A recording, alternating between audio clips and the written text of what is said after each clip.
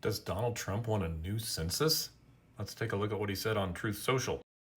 Maybe it's not enough that certain states redistrict in 2025. He says, I have instructed our Department of Commerce to immediately begin work on a new and highly accurate census based on modern day facts and figures and, importantly, using the results and information gained from the presidential election of 2024.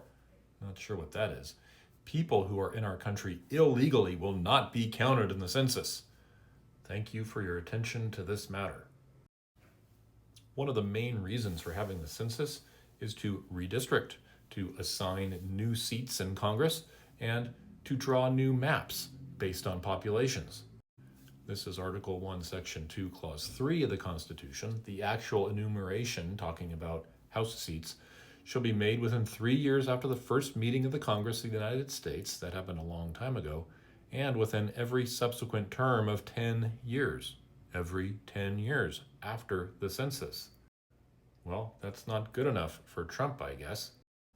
But he only wants to count people who are in the United States legally. But that's not what the 14th Amendment says.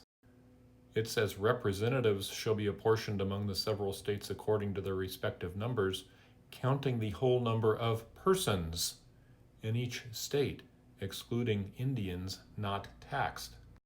The number of persons in each state. I guess he believes that people who are not in the United States and documented are not people.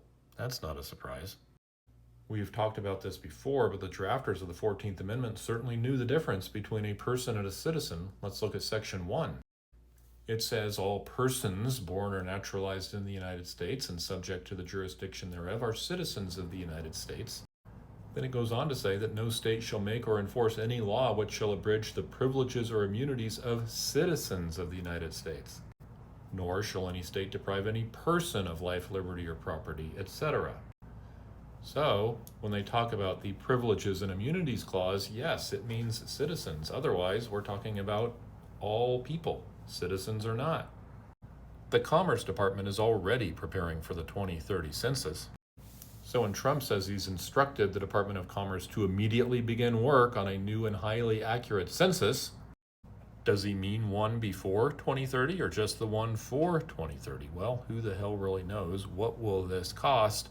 And will it be unconstitutional in terms of enumerating members of Congress, at least in the House, among the various states?